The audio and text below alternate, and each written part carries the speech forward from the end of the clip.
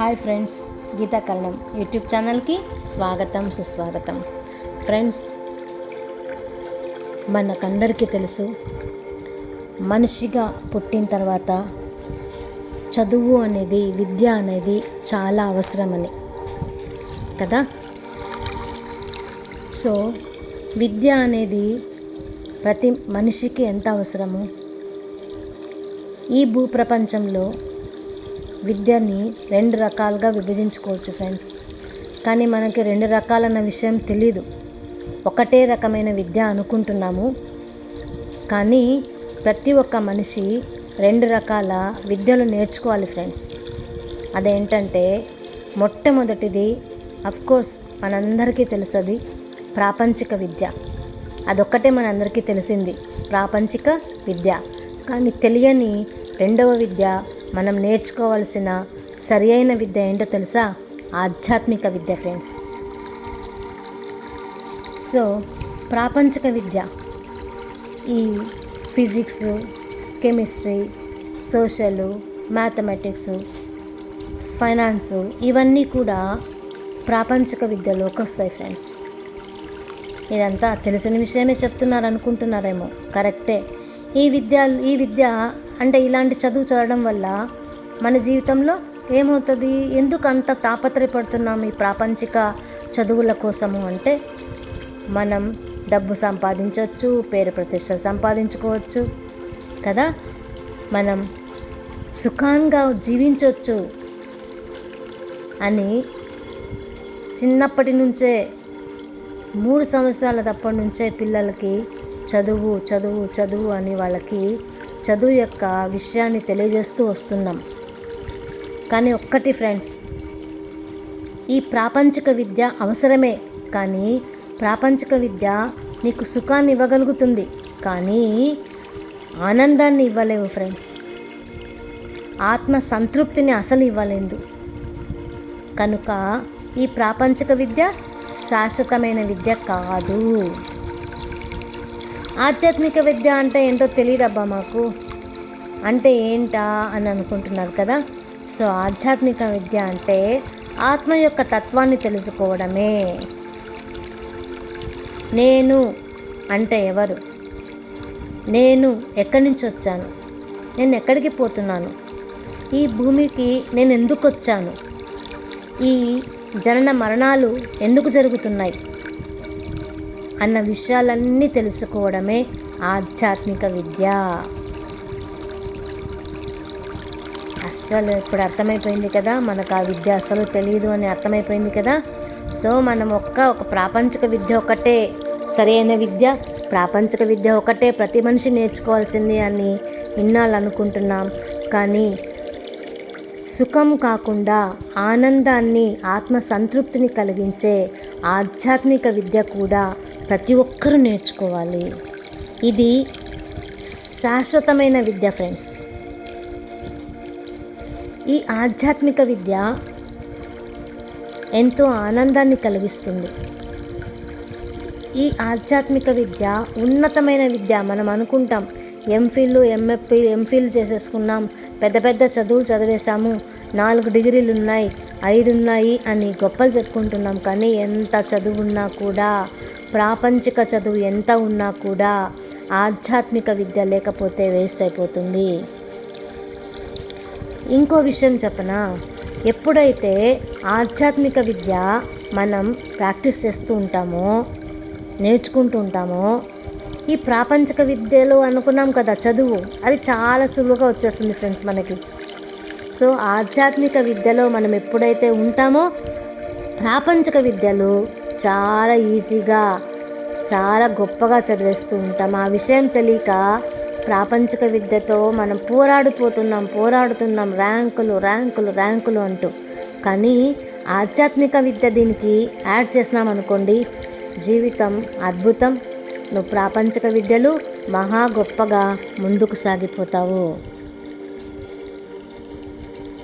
మనకొక నానుడి తెలుసు, గురువు లేని విద్య గుడ్డి విద్య అని కదా.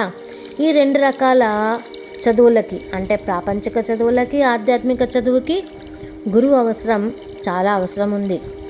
ఎస్పెషల్లీ ప్రాపంచిక విద్యకు గురువు చాలా చాలా అవసరం. సరిగ్గా ర్యాంకులు వచ్చేట్టుగా చదివించాలి. నీకు బుర్రలోకి ఎక్కుతుందా లేదా గంటలు గంటలు చదివించాలి.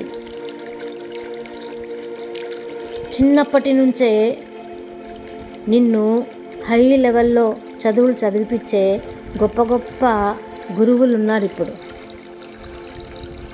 అలాంటి గురువులను ఎన్నుకుంటున్నాం మనమంతా. ప్రాపంచిక విద్య చదవాలి అంటే మనకు కంపల్సరీగా గురువు యొక్క అవసరం ఉంటుంది. కానీ ఆధ్యాత్మిక విద్య నేర్చుకోవడానికి గురువు కోసం ప్రాకులాడవలసిన పని లేనే లేదు ఫ్రెండ్స్. మన చుట్టూ ఉన్న ప్రకృతి, మన చుట్టూ ఉన్న నేచర్ మన గురువు. మనం ప్రకృతి నుంచే వచ్చాం ఫ్రెండ్స్.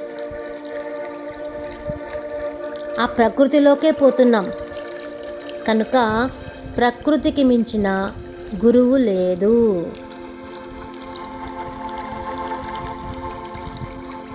అయితే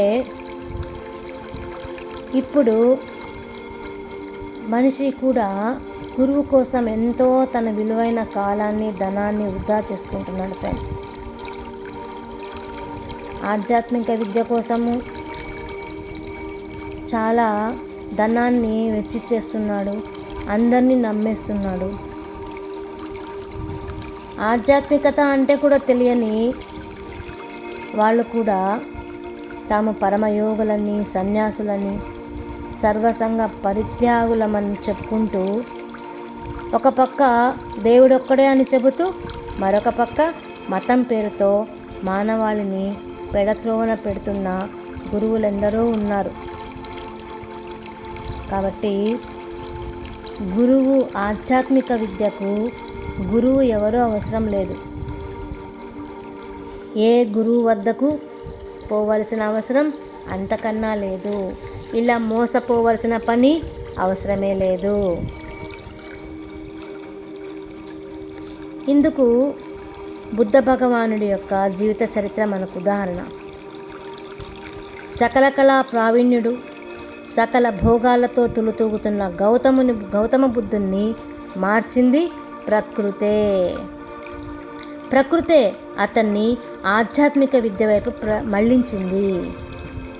యవ్వనము, సుఖము తప్ప తెలియని గౌతమునికి చుట్టూ ఉన్న ముసలితనము, దుర్భర రోగాలతో కూడుకున్న దుఃఖాన్ని, మరణాన్ని చూపించి అతన్ని సత్యాన్వేషణకు మళ్లించింది ప్రకృతే. 5 సంవత్సరాలు కనిపించిన గురువులందరినీ సేవిస్తూ రకరకాల ఆధ్యాత్మిక సాధనలు చేసి శరీరాన్ని శుష్కింప చేసుకున్నప్పటికీ గౌతమ బుద్ధునికి సత్యం గోచరించలేదు. ఎందుకు దుఃఖము అన్న సత్యం కోసం వెతుకుతున్న ఆ గౌతమ బుద్ధుడికి సత్యం గోచరించలేదు.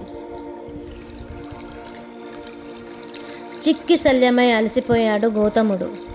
బోధి వృక్షం కింద కూర్చొని ప్రకృతి రూపమైన ప్రాణవాయువు, ఆక్సిజన్ రాకపోకల ద్వారా తాను ఈ ప్రకృతితో అనుసంధానం కావించబడ్డాను అన్న విషయాన్ని గ్రహించగలిగాడు మన గౌతమ బుద్ధుడు. తన ఉచ్ఛ్వాస నిశ్వాసలను గమనిస్తూ పూర్తిగా ధ్యాన నిమగ్నుడయ్యాడు. అలా ప్రకృతితో సహజీవనం చేయడం ద్వారా అతని అజ్ఞానం పటాపంచలయ్యింది. అన్ని ప్రశ్నలకు సమాధానాన్ని పొందాడు. బుద్ధి వికసింప చేసుకున్నాడు. కాబట్టే బుద్ధుడయ్యాడు గౌతముడు. ఇదే విధంగా గౌతముడు ఉదాహరణ చెప్పుకున్నాం. కానీ మనం కూడా ప్రకృతి నుంచి ఎంతో నేర్చుకోవచ్చు ఫ్రెండ్స్. సూర్యోదయం, సూర్యాస్తమాల నుంచి ఏం నేర్చుకోవచ్చు? జనన మరణాల చక్రాల నుంచి సహజ ప్రక్రియలు అని తెలుసుకోవచ్చు. ప్రతి ఒక్కరూ పుట్టడం సహజం, మరణించడం సహజం. సూర్యోదయం, సూర్యాస్తమాల నుంచి తెలుసుకోవాల్సింది ఇదే. పుట్టినవాడు చనిపోతున్నాడు, చనిపోయినవాడు మళ్ళీ తిరిగి పుడతాడు. ఇక పగలు రాత్రి అంటే చీకటి వెలుగుల నుంచి ఏం తెలుసుకోవచ్చు? జీవితంలోని కష్ట సుఖాలు అనేది కూడా వస్తూ పోతూ ఉంటాయి. పగలొచ్చింది అంటే అది అలాగే ఉండిపోదు, మళ్ళీ రాత్రి వచ్చే తీరుతుంది. రాత్రి అయ్యింది అంటే మళ్ళీ పగలు వచ్చే తీరుతుంది. అలాగే జీవితంలో కూడా కష్టాలు ఉన్నాయి అంటే కష్టాలే ఉండిపోవు, సుఖాలు కూడా చక్రంలో తిరుగుతూ ఉంటుంది. సుఖము ఉంది అంటే సుఖం ఒక్కటే ఉండదు, దుఃఖం కూడా ఉంటుంది అన్న విషయాన్ని తెలుసుకోవచ్చు చీకటి వెలుగుల ద్వారా. చిన్న మర్రి విత్తనం ఒక గొప్ప వటవృక్షంలా మారుతూ ఉంది. ఎంత గొప్ప విషయం కదా అది. ఎంత చిన్నది విత్తనం, సీడ్. అది నాటామంటే దానికి చక్కగా నీళ్లు పోసి నారు పోసి చేసుకున్నామంటే అందులో నుంచి ఎంత గొప్ప మహావృక్షం వస్తుంది. అలాగే ఆవగింజంత ఆత్మవిశ్వాసం ఉంటే పర్వతాలను ఢీకొనవచ్చు అన్న సత్యాన్ని మనకు తెలుస్తుంది ఫ్రెండ్స్. నదీ ప్రవాహం చూస్తూ ఉంటాం ఎన్నోసార్లు.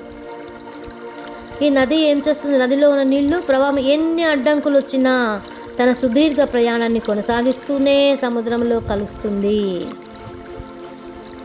సో దాన్ని బట్టి మనకేమర్థమవుతుంది? ప్రతి మనిషి తన ఆధ్యాత్మిక సాధనలో ఎన్ని అడ్డంకులు వచ్చినా కష్టాలకు భయపడకుండా జన్మరాహిత్యం అనే గమ్యాన్ని చేరుకోగలడు. నది నీళ్లు ఎంతో అడ్డంకులను ఎదుర్కొంటుంది సముద్రంలో కలవాలి అంటే. కానీ అలాగే ఎంత అడ్డంకులు వచ్చినా, ఎన్ని రాళ్ళు రప్పలు వచ్చినా, ఎన్ని అడ్డాలు వచ్చినా కూడా ఏం చేస్తుంది? అది అలాగే సముద్రంలో ఎలా కలుస్తుందో మనం కూడా ఆధ్యాత్మిక జీవితంలో ఎన్ని అడ్డంకులు వచ్చినా మనం ఎక్కడ కలవాలి? జన్మరాహిత్యం అన్న దాంట్లో కలవాలి అన్నది మనకు అర్థమవుతుంది. ఇలా ప్రకృతిని గమనిస్తే మనం ఇంకా ఎన్నెన్నో విషయాలు తెలుసుకోవచ్చు ఫ్రెండ్స్. నువ్వు నేర్చుకోవడానికి సిద్ధంగా ఉంటే ప్రకృతే నీకు గురువై ఆధ్యాత్మిక విద్య నేర్పిస్తుంది. ఇది తథ్యము. నీకు ఉండాలి నేర్చుకోవాలి అని. సో నువ్వు నేర్చుకోవడానికి సిద్ధంగా ఉంటే ప్రకృతి నీకు గురువైపోతుంది. కనుక ప్రకృతే మనకు గొప్ప గురువు. మనకు ప్రతిసారి కూడా చెప్తూ ఉంటారు, నేను నీ గురువును కాదు అంటారు సార్. ఈ ప్రకృతి నుంచి బుద్ధుడు నేర్చుకున్న ఆనాపానసతి ధ్యాన సాధన చేసి మనం కూడా గొప్ప ఆధ్యాత్మిక బాటలో నడుస్తూ ఆధ్యాత్మిక శాస్త్రవేత్తలు అవుదామా? ధ్యానము అంటే శ్వాస మీద ధ్యాస. ప్రశాంతంగా సహజ స్థితిలో కూర్చొని సహజంగా జరుగుతున్న ఉచ్ఛ్వాస నిశ్వాసని గమనిస్తూ ఉండడమే ధ్యానము అంటే. ఏ కష్టము లేదు ఫ్రెండ్స్. సమయాన్ని కాస్త కేటాయించి మన శ్వాసను మనం గమనిస్తూ ఉంటే ఆలోచన రహిత స్థితి వస్తుంది.